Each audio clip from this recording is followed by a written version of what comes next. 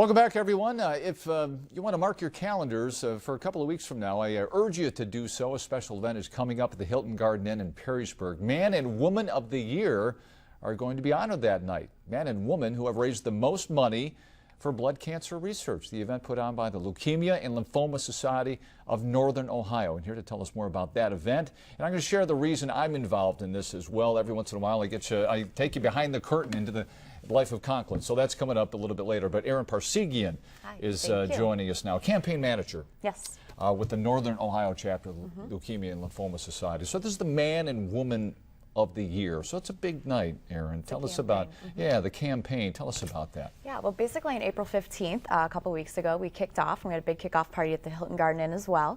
And we have 6 candidates, 3 male and 3 female, that have signed up over these 10 weeks to raise money for blood cancer research.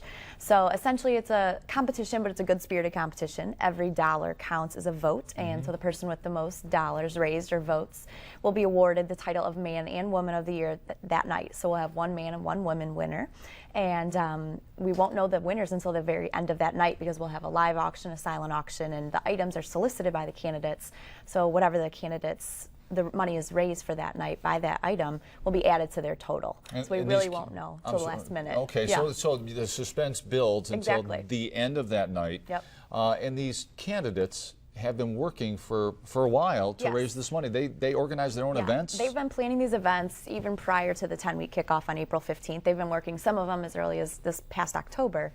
They could organize, they could publicize their events as much as they want, but they just couldn't started collecting $1 until April 15th to make it fair for everyone. So over these 10 weeks, we're really going to see, how much their hard work has paid off, and we'll see their grand totals on the night of the grand finale. Erin, there are so many noble causes, and the fight against cancer is everywhere. Yes. Certainly the Komen Foundation and breast cancer research, and now colon cancer, colorectal cancer, getting a lot of publicity, and pancreatic cancer. So we don't hear a ton, really don't hear a ton about blood cancer research, but the Leukemia and Lymphoma Society, been around a long time, but so many inroads have been made in the fight against those diseases. Cure rates have really come a long way in the last 20 to 30 years. Yeah, when the foundation was formed in the late 1940s, the cure rate for a child with ALL, which is the most common form of childhood leukemia, was 3%. So literally once they were diagnosed, they had a couple months to live, and now it's over 90%. It's amazing. So really. Yeah, it's amazing how the rates have doubled, tripled, even quadrupled for many types of leukemia, lymphoma, myeloma. Yeah. These candidates, I imagine there's a personal reason why many of them are involved. Is that the case? Every single one of them have a strong connection to blood cancers. We have one woman who's a survivor herself. We have several that have either lost a loved one, or they have a loved one that's still currently in their life that is battling a blood cancer. And you can speak to their names here. We've got their faces up there on the on the screen. All of our candidates have either, Thomas Geisler has a mother-in-law that is currently battling blood cancer, and it'll, she's on Gleevec, which is one of the miracle pills that we call Leukemia and Lymphoma Society, our miracle drug, because it's really saved millions of lives since it came out in 2003. Corey W. King lost his father this past fall to a type of lymphoma. Tom Parsegian has lost a close friend, and then his wife, is also my mother-in-law, is battling CLL, which is a chronic form of leukemia.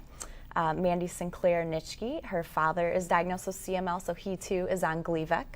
And Susan Pugh is a 3-time survivor of lymphoma. So yeah, she's amazing. 3 times. A recurring situation there. 3 times over the past 30 years. Wow. And then Elaine just lost her brother 2 months ago to a form of leukemia. So yeah, so they all have extremely strong connections, and they're extremely tied to the mission. Didn't mean to put you on the spot. No, it's fine. I mean, but you obviously I've gotten to know them well. Obviously, you have, and there's a reason I'm involved in this too, and that happens. Maybe some folks know that my son was diagnosed with advanced stage Hodgkin's lymphoma. This was back in December. But we've turned the corner. It's been an incredible, heck of a winter, but on the right path. Yeah. And so hence I'm going to be the MC that night. Yes, you are. And we're going to try to, raise a lot of money. And our live auctioneer. Yeah, yeah. Well, we'll see what happens with that. We'll practice at it. We can beg and plead with the best of them, right? Exactly. Yes. Okay, so that is coming up.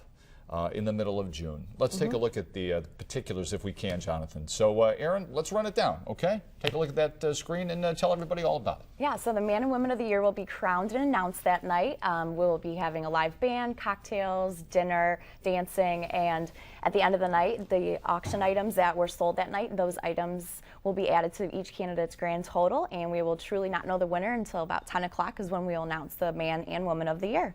And then in addition to that, all of the male candidates are running for our Girl of the Year, and her name's Natalie Hartman, and she's a local cancer survivor. She was 7 years old, diagnosed when she was only 16 months old, and she's doing fabulous now. And then the women candidates are running for Elijah, who's from Maumee, and he is currently undergoing treatment in a 3-year course of treatment for leukemia as well. So he's doing fabulous, and so they'll be there, and their families will be there, and you'll get to hear their stories as well. We really want it to be a festive occasion because it's family friendly. The research that's been done and the work and the inroads and the survival stories are uplifting. And I think part of it is the community here, that people rally behind one another in so many ways. And I got to tell you, my son's received his treatment locally, and the treatment has been amazing with the doctors and the therapists and the nurses. It's been nothing short of amazing. So if you can, come on out. Support the Leukemia and Lymphoma Society of Northern Ohio.